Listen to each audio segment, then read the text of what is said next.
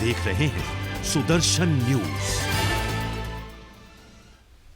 नमस्कार, आप देख रहे हैं सुदर्शन यूपी और मैं हूं आपके साथ मोनिका ग्रोवर। एक तरफ कोरोना काल तो दूसरी तरफ एम्बुलेंस कर्मियों की हड़ताल। जी हां, आजमगढ़ में एम्बुलेंस कर्मी लगातार अपनी मांगों को लेकर हड़ताल पर है। एम्बुलेंस चालकों की हड़ताल से मरीजों को बेहद परेशानी का सामना करना पड़ रहा है। एम्बुलेंस कर्मियों ने सरकार पर आरोप लगाया है कि दूसरी कंपनी को नए सिरे से एम्बुलेंस मेंटेनेंस का ठेका दिया जा रहा है, जिससे उनकी नौकरी पर खतरा बना हुआ है। उधर प्रशासन और स्वास्थ्य विभाग में एम्बुलेंस हड़ताल कर्मचारियों से लगातार बातचीत कर उनकी समस्या का समाधान करने के प्रयास में जुटे हुए हैं। वहीं एम्बुलेंस संचालकों का कहना है कि जब तक हमारी मांगों को पूरा नहीं किया जाएगा, हम इसी प्रकार से धरना प्रदर्शन करते रहेंगे।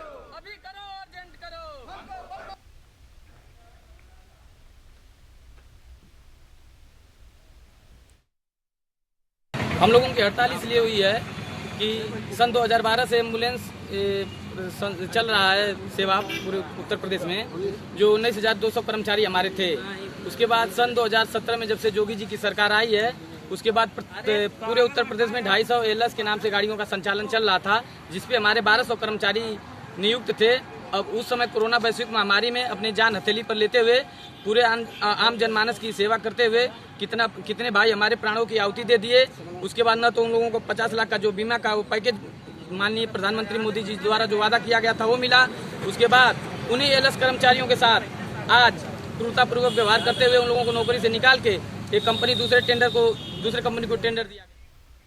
बदायूं जिले की सहसवान पुलिस को चेकिंग के दौरान एक बड़ी सफलता हाथ लगी है। पुलिस ने चेकिंग के दौरान 3 ऑटो लिफ्टर गैंग के सदस्यों को गिरफ्तार किया। साथ ही पुलिस ने चोरी की हुई 3 मोटरसाइकिल को भी बरामद किया है। फिलहाल पुलिस ने मामले को दर्ज कर आरोपियों को जेल भेज दिया है। इस मामले में आरोपियों से पूछताछ जारी है।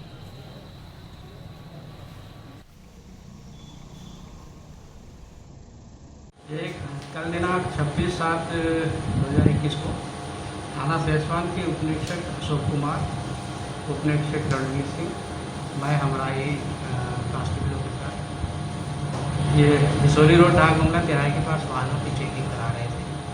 उसी दौरान बिसोली रोड की तरफ से 3 मोटरसाइकिलों पर 3 व्यक्ति अलग अलग सवार थे, उस तरफ आए तो इन्होंने उसे रोकने की कोशिश की। यूपी के बरेली से एक हैरत अंगेज मामला सामने आया है, जहां पर 3 युवकों द्वारा केंद्र सरकार की योजना के नाम पर 3 महीने से फर्जीवाड़ा किया जा रहा था। दरअसल आरोपी आत्मनिर्भर भारत योजना के नाम से लोगों से 1000 रुपए प्रतिमाह एक मेडिकल कोर्स के नाम पर लेते थे। आपको बता दें कि तीनों आरोपी की पहचान अर्जुन कुमार, अनुज कुमार और विशाल शर्मा के नाम से हुई है। इस गंभीर मसले को लेकर जब बरेली के सीएमओ से बात की गई तो उन्होंने बताया कि इस गिरोह की कोई भी खबर उन्हें नहीं थी। इसी के साथ उन्होंने ये भी कहा कि प्रशासन उनके खिलाफ सख्त से सख्त कार्रवाई करेगा।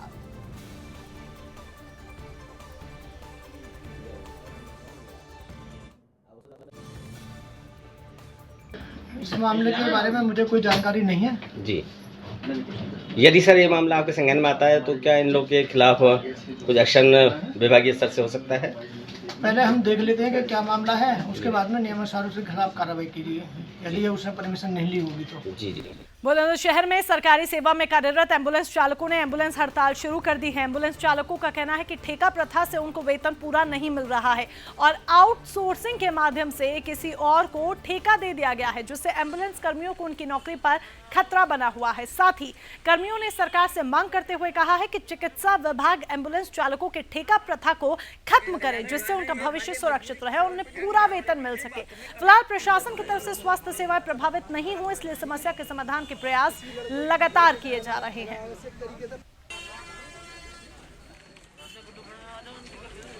ये 102, 108 एएलएस जो सेवा है, हमारे एम्बुलेंस सेवा है, उसके कर्मचारी तो आंदोलन कर रहे हैं कल से जी। और इनकी कुछ डिमांड्स हैं, जैसे कि इनका किसी का मानदेय नहीं मिल रहा है टाइम से, या एएलएस जो सेवा है ये जीवीके कंपनी से लेकर के किसी दूसरी कंपनी को दी जा रही है।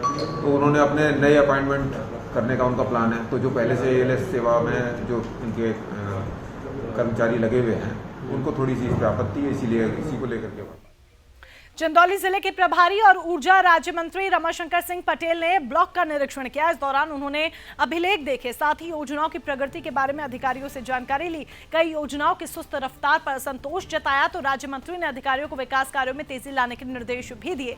साथ ही ग्राम प्रधानों से गाँव में स्वच्छता और कोरोना टीकाकरण अभियान को सफल बनाने की अपील की। रमाशंकर सिंह पटेल ने अधिकारियों से कहा कि सरकार ने गरीबों के हित में कई योजनाएं संचालित की हैं, इसका लाभ लोगों को मिलना चाहिए। जो नहीं मिल पा रहा है, लापरवाही किसी भी सूरत में बर्दाश्त नहीं की जाएगी।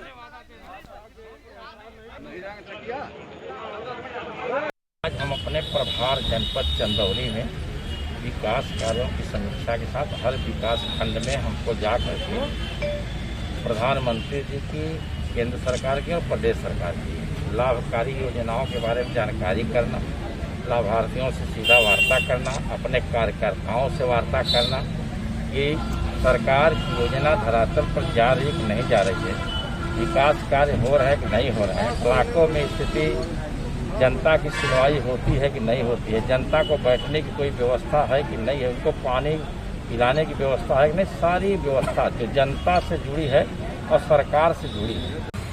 और 2019 में ही वो पैसा आ गया था जिले पे खर्च करने के लिए, न्यायालय निर्माण के लिए। और इन लोगों की नाकामी और इतने नक्कारे यहाँ के अधिकारी हैं और इतने नक्कारे यहाँ के जनप्रतिनिधि हैं, बावजूद उसके वो पैसा आज तक खर्च नहीं हो पाया इतने वर्षों में। और आज ये विकास की मीटिंग लेने आए हैं हमारे प्रभारी मंत्री जी। मुझे लगता है ये सिर्फ मात्र छलावा है, इसके अलावा कुछ नहीं है। चुनाव के पहले ये क्या संग्रह हो रहा है यहाँ पे मुझे नहीं पता। बार एसोसिएशन से मिलने के लिए इनके पास समय नहीं है। अभी 7 दिन के बाद इन्होंने मौका जरूर दिया है, लेकिन 23 साल से इस मौकों के लिए हम लोग दौड़ रहे हैं, आज तक कोई भी मौका नहीं मिला। और हमें अपनी कोई जमीन नहीं बनवानी है, हमें अपना कोई घर नहीं बनवाना है। यूपी के गुन्नौर से रिश्तों को शर्मसार कर देने वाली खबर सामने आई। आपको बता दें, कातिल बेटी ने प्रेमी से पिता की हत्या करा दी। पूरा मामला रजपुरा थाना क्षेत्र के गांव मुटेना का है, जहां पर एक युवती का प्रेम प्रसंग ग्राम पतीसा के युवक से चल रहा था। दोनों शादी करना चाहते थे, परिवार वाले भी सहमत हो गए, लेकिन प्रेमी युवक ने युवती से 10 बीघा जमीन अपने नाम करवाने की मांग की, जिस पर प्रेमिका के पिता ने इनकार कर दिया और शादी का रिश्ता टूट गया। मगर प्रेमिका हर हाल में अपने प्रेमी से शादी करना चाहती थी, जिसके बाद जमीन के लालच में प्रेमी के साथ मिलकर बेटी ने पिता की हत्या कर दी। वहीं पुलिस ने मामले को खुलासे करते हुए आरोपी प्रेमी और प्रेमिका को गिरफ्तार कर लिया है। फिलहाल पूछताछ की जा रही है।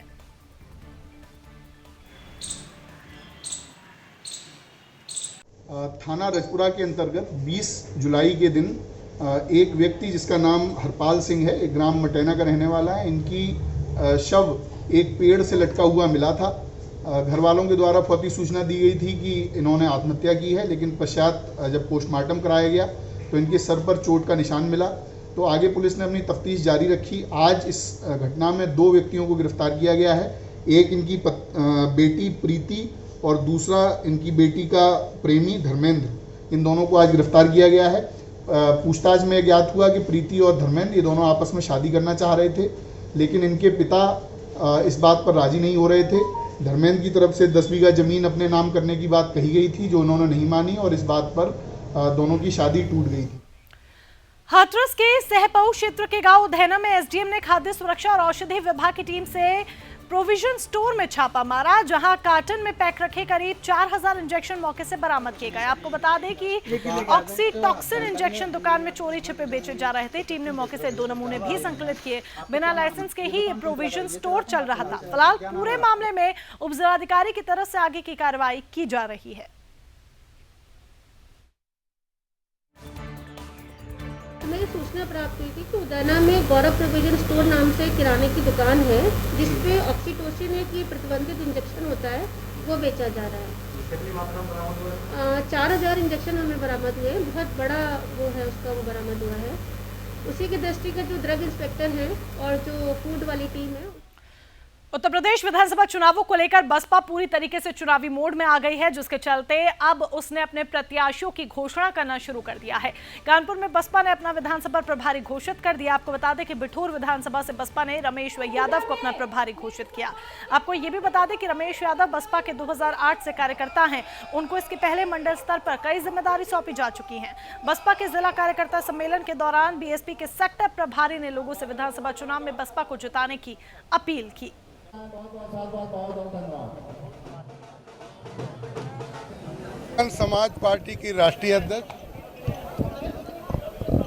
पूर्व राज्यसभा सांसद और उत्तर प्रदेश के 4 बार मुख्यमंत्री रही बहन कुमारी, जो हमारी नेता हैं, मेरी सम्मानित हैं, बहन जी के निर्देश पर जो बिधनू ब्लॉक के 4 बार ब्लॉक प्रमुख रहे हैं और बहुजन समाज पार्टी के 2008 से बीएसपी के कार्यकर्ता हैं। जो भी इनको छोटी बड़ी जिम्मेदारी माननीय बहन जी के निर्देश पर दी गई हैं, उन निर्देशों का पालन करते रहे। तो माननीय बहन जी के निर्देश पर जो हमारे एक बीएसपी के कार्यकर्ता हैं, बिठूर विधानसभा का इन्हें प्रभारी घोषित किया जाता है और ये संगठन के काम को देखें। खबर अब कानपुर से है, जहां पुलिस ने अंतर्राज्यीय वाहन चोरों के गैंग के 2 आरोपियों को गिरफ्तार किया है। साथ ही पुलिस ने इस गिरोह से 3 दर्जन वाहनों को बरामद भी किया है। इनसे कुछ वाहन ऐसे थे जिन्हें फर्जी कागज तैयार करके दूसरों को बेचा जा रहा था। पुलिस ने मुखबिर की सूचना पर चेकिंग कर आरोपियों को गिरफ्तार किया। फिलहाल पुलिस ने मामले को दर्ज कर लिया है और पूछताछ की जा रही है।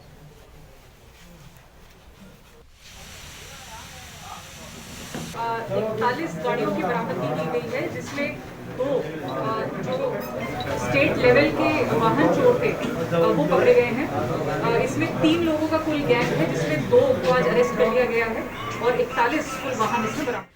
ललितपुर में अपना दल के जिलाध्यक्ष मोहन सैनी के माध्यम से एक प्रतिनिधि मंडल ने सीएम योगी को एक ज्ञापन सौंपा। आपको बता दें कि ज्ञापन में प्रतिनिधि मंडल ने पूर्व विधायक ब्रजेश मिश्रा द्वारा की गई अभद्र टिप्पणी पर कार्रवाई करने की मांग की। दरअसल प्रतापगढ़ के एक मेडिकल कॉलेज का नाम सोनेलाल पटेल रखा गया था, जिसके विरोध में पूर्व विधायक ब्रजेश मिश्रा ने मीडिया के सामने गलत बयान दिया था। इस बात से नाराज होकर प्रतिनिधियों द्वारा सीएम योगी से कार्रवाई की मांग की गई।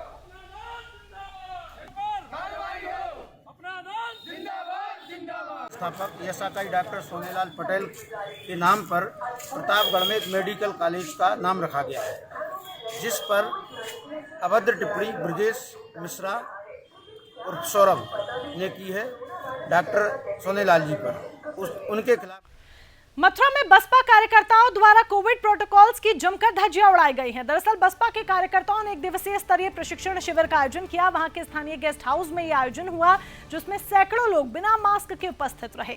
आपको बता दें कि यह कार्यक्रम जिलाध्यक्ष हेमेंद्र कुमार के नेतृत्व में आयोजित किया गया था, जहां पर बसपा के राष्ट्रीय महासचिव और पूर्व सांसद और मुख्य सेक्टर प्रभारी भी मौजूद रहे और जमकर कोरोना प्रोटोकॉल्स की धज्जियां उड़ी।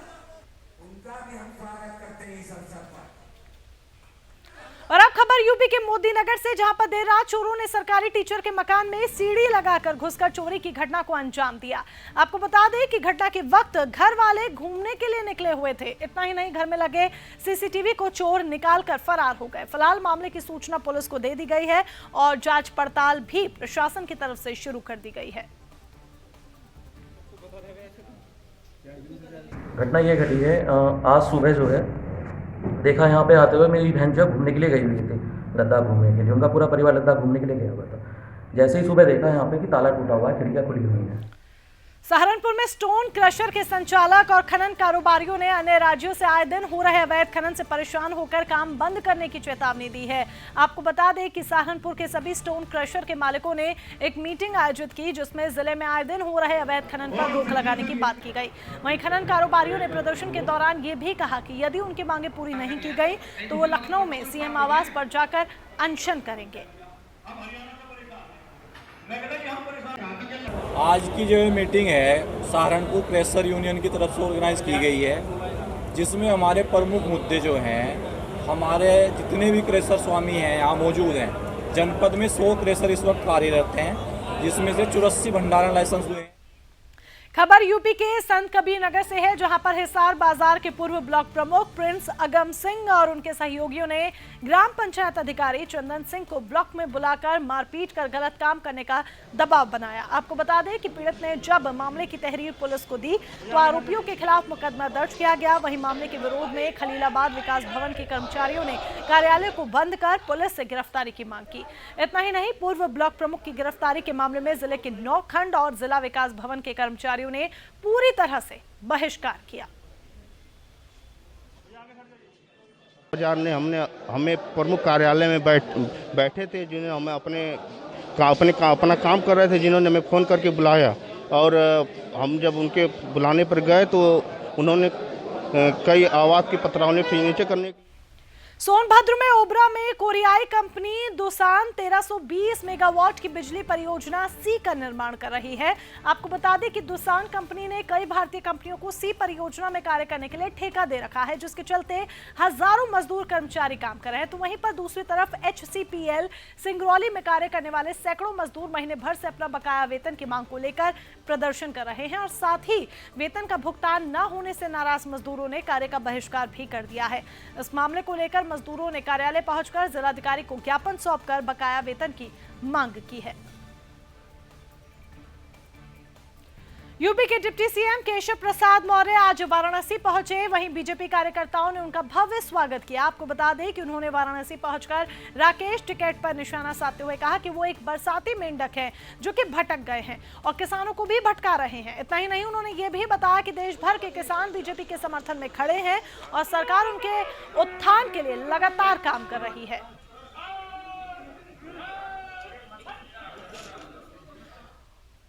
और इसी के साथ फिलहाल के लिए बस इतना ही, लेकिन तमाम महत्वपूर्ण खबरों के लिए आप जुड़े रहें सुदर्शन न्यूज के साथ। जय हिंद।